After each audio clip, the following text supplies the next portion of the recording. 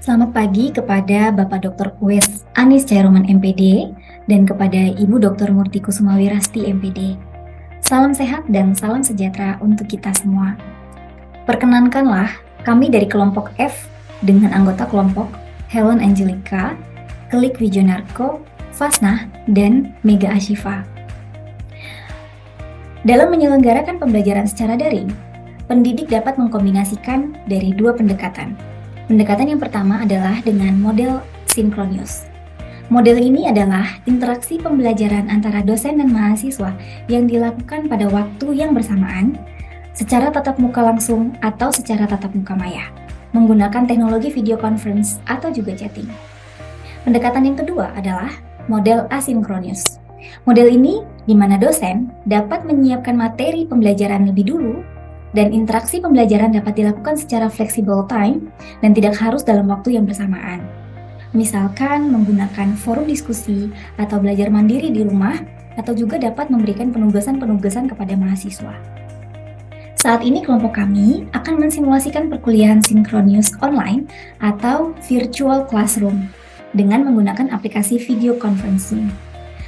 Dalam simulasi pembelajaran sinkronis online ini, terdapat beberapa hal yang mendukung, diantaranya adalah PowerPoint materi pembelajaran, aplikasi Zoom, aplikasi Mentimeter sebagai tools interaktif dalam kelas, dan whiteboard.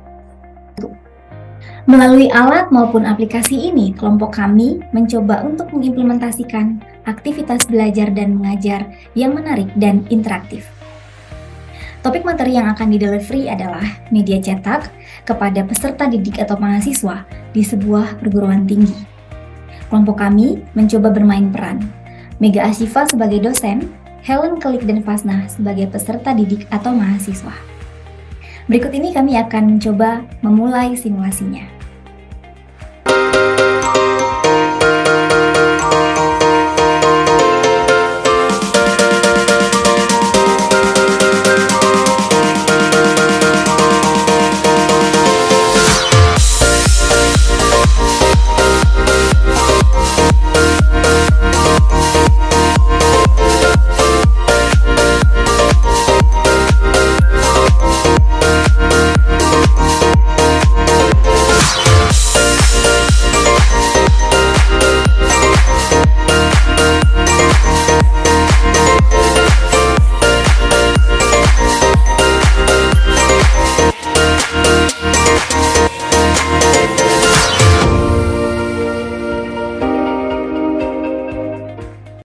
Assalamualaikum warahmatullahi wabarakatuh. Selamat pagi teman-teman semua. Pagi, Bu. Waalaikumsalam. Selamat pagi, Bu. Halo, Ibu. Gimana kabarnya teman-teman pagi hari ini? Kayaknya Baik, ceria-ceria. Ibu. Sehat, Bu. Baik, Bu. Ibu gimana? Sehat? Ya, alhamdulillah sehat. Helen lagi di mana, Helen? Ini lagi di ruangan, Bu. Lagi di kelas. Oke, kita berdoa dulu ya. Kasih mulai. Silakan Klik dipimpin doanya pada pagi hari ini. Baik. Terima kasih, Bu. Baik, teman-teman, sebelum kita mulai pelajaran pada hari ini, kita berdoa menurut agama dan keyakinan kita masing-masing. Berdoa dimulai. Berdoa selesai. Oke. Minggu lalu kita membahas tentang sumber belajar. Ada yang bisa menjelaskan teman-teman untuk mereview kembali ya apa yang sudah kita pelajari pada minggu lalu. Dipersilakan. Izin, Bu, saya boleh menjawab? Ya, silakan. Baik, Bu Mega, saya izin menjawab ya, Bu. Selamat pagi, Bu Mega. Selamat pagi, teman-teman. Untuk materi minggu lalu, kita belajar tentang sumber belajar ya, Bu. Jadi yang saya pahami intinya sumber belajar itu segala jenis, mulai dari alat, bahan, orang, termasuk juga lingkungan ya, Bu.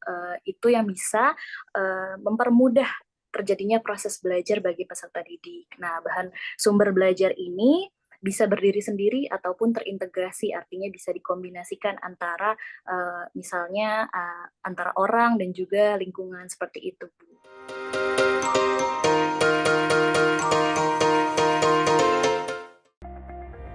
Sebelum kita lebih jauh membahas mengenai apa saja yang ada di dalam pembelajaran sinkronus pada video ini, tentunya hal pertama yang perlu dipastikan dalam online learning adalah assessment of digital access. Artinya, pastikan semua peserta didik memiliki device dan jaringan yang mendukung untuk dapat mengakses online learning tersebut. Karena online learning yang didesain sebagus apapun, sebaik apapun, rasanya akan menjadi sia-sia apabila audiensnya tidak dapat mengakses. Nah, dalam cuplikan video tersebut dapat kita lihat bahwa sebelum pembelajaran sinkronus dimulai, dosen melakukan bonding kepada mahasiswanya dengan cara menyapa dan menanyakan kabar mereka. Hal ini selaras dengan yang dikatakan oleh Dr. Tahir Yakub dalam videonya bahwa in synchronous delivery, you must try to make a personal connection with students. Maka, dalam hal ini, dosen perlu menciptakan suasana pembelajaran yang lebih akrab kepada mahasiswanya dengan cara menyapa mereka, memanggil nama mereka, menanyakan kabar, ataupun yang lainnya. Dengan begitu, mahasiswa akan lebih memperhatikan dosen dengan baik sehingga pembelajaran menjadi menarik dan interaktif. Laura Patsko juga mengatakan dalam webinarnya Making Online Synchronous More Active and Interactive bahwa dosen perlu menjalin komunikasi yang baik dengan mahasiswa dengan cara memberikan pertanyaan klasik atau memperdengarkan musik untuk meningkatkan atensi mereka. Selanjutnya, dapat kita lihat bahwa dosen melakukan review materi pertemuan sebelumnya sebagai salah satu dari tahap apersepsi. Dalam tahap apersepsi ini, dosen memberikan pertanyaan secara terbuka kepada mahasiswa agar mereka dapat meningkatkan hasil belajar mereka dengan cara menjawab pertanyaan yang diberikan oleh dosen. Hal ini menjadi sangat penting karena pada tips ke-8, Dr. Tahir Yakub mengatakan bahwa interrupt yourself and ask open-ended question menjadi salah satu tips untuk menciptakan pembelajaran sinkronus yang interaktif.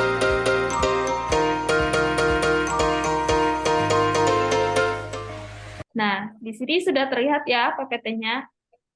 Sekilas sejarah dari media cetak sendiri. Nah, media cetak pertama kali itu ada di Cina sebelum 220 Masehi. Kemudian yang kedua di sini ada J. Gutenberg, di mana pada tahun 1450 ini percetakan yang sifatnya bentuknya bergerak. Kemudian 1600 koran pertama dicetak yaitu di Jerman. Selanjutnya pada tahun 1744 sampai 1746 ini surat kabar pertama kali yang ada di Indonesia.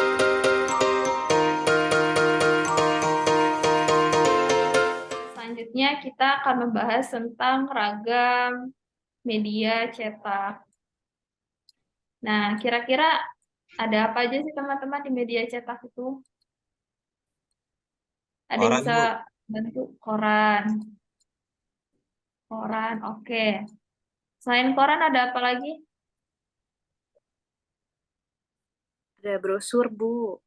Oke, brosur. Brosur fungsinya sebagai apa, Fasna? Kalau brosur biasanya fungsinya untuk mempromosikan barang atau suatu hal ya, Bu ya.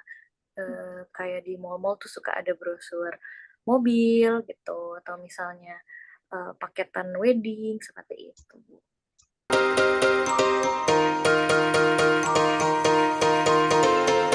Saya meminta teman-teman untuk mencari di lingkungan sekitar teman-teman sebuah media cetak dalam waktu 1 menit. Saya persilakan. Apapun ya, bebas. Koran, terserah. Yang penting media cetak. Izin off cam dulu ya, Bu. Oh iya. Ya.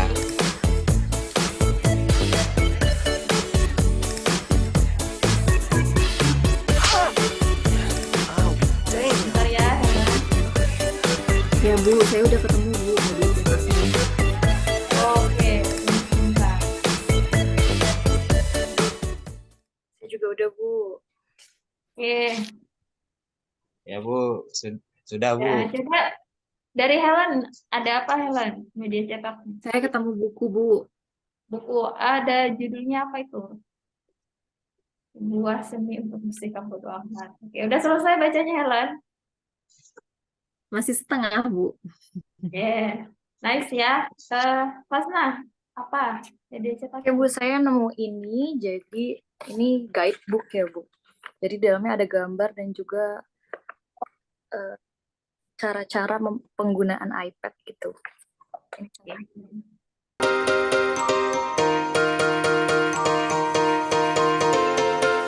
Saya akan memberikan contoh. Yang pertama adalah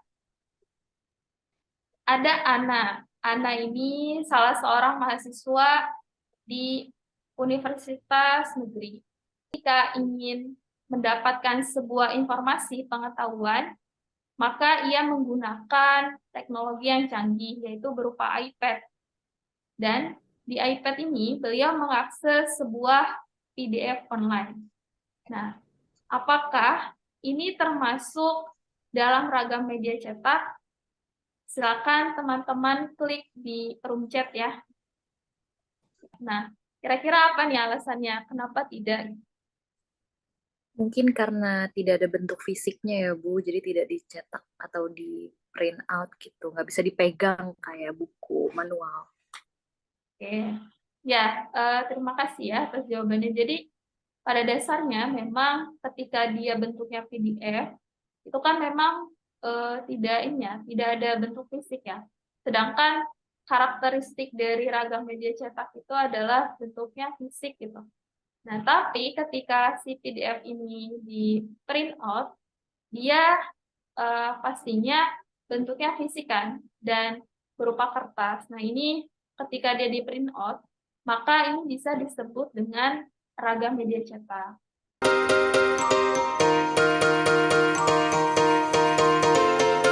Buka yang ada di room chat, itu ada menti.com beserta kodenya. Saya kasih waktu untuk mengisi kuis tersebut ya.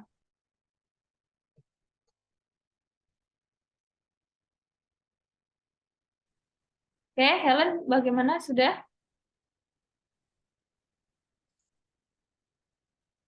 Sudah, Bu.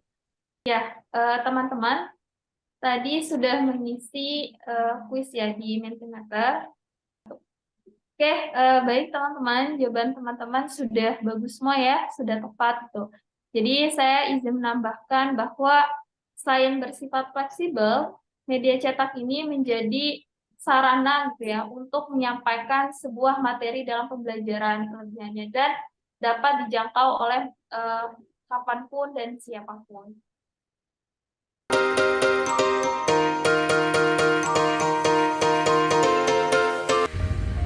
Mari kita masuk ke dalam kegiatan inti pembelajaran sinkronus. Banyak hal yang dapat dilakukan untuk menciptakan pembelajaran sinkronus yang interaktif.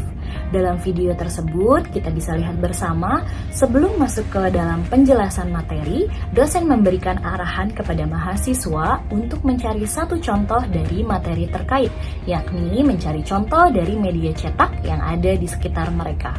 Setelah itu, mereka menunjukkan satu persatu kepada dosen mengenai media cetak yang mereka dapatkan. Selanjutnya, dalam menjelaskan materi, dosen memanfaatkan salah satu fitur yang ada di dalam aplikasi Zoom, yakni whiteboard.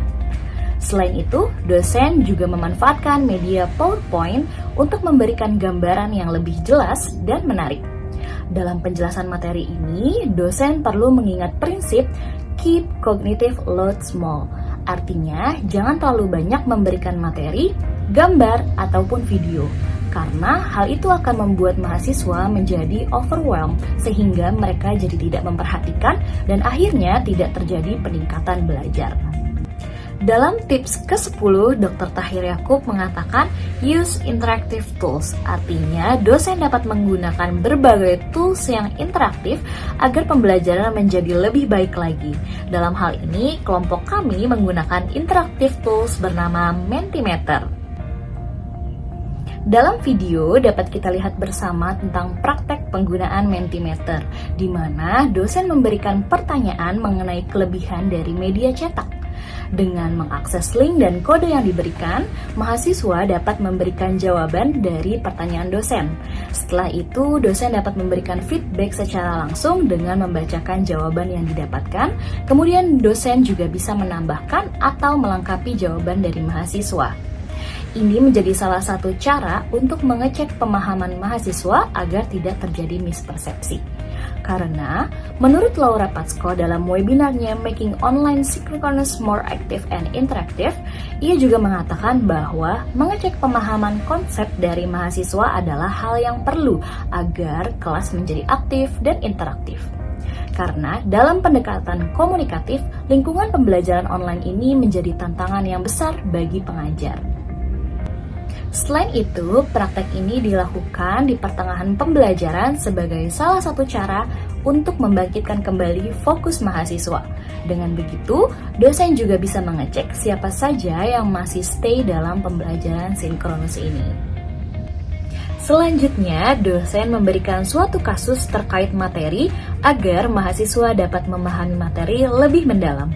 Dalam prosesnya, dosen juga memanfaatkan fitur yang ada di dalam Zoom, yakni chat box, agar mahasiswa dapat menanggapi pertanyaan singkat dari dosen mengenai kasus yang dibahas.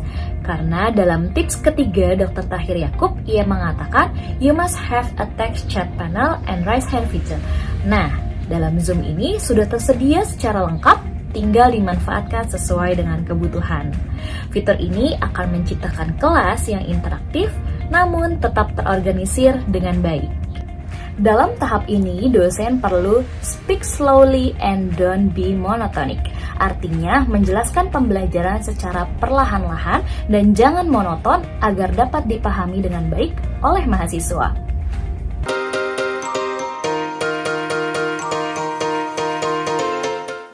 Akhiri pembelajaran pada pagi hari ini, silakan teman-teman mengerjakan soal yang ada di LMS.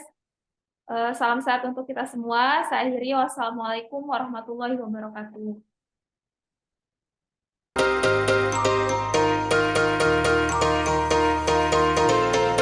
Pada akhir pembelajaran, dosen mengingatkan mahasiswa untuk mengerjakan tugas yang ada di LMS atau Learning Management System.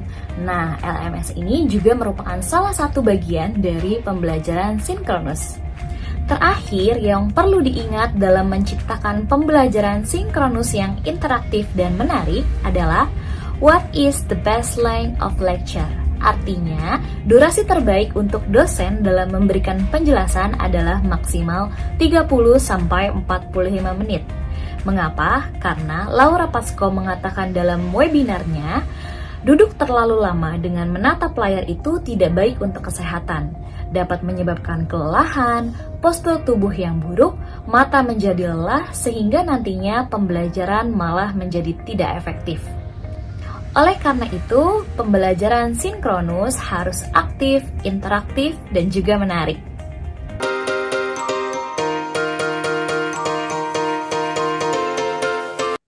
Demikian simulasi pembelajaran sinkronus interaktif dalam kelas online yang dapat kami sajikan.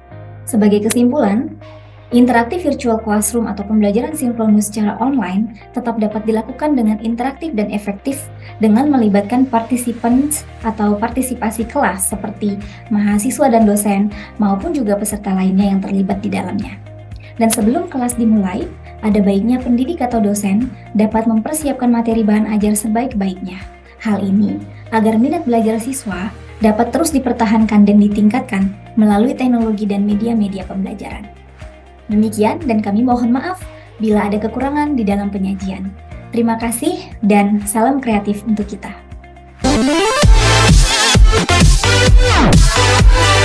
FIFA TP, top best of the best, yeah.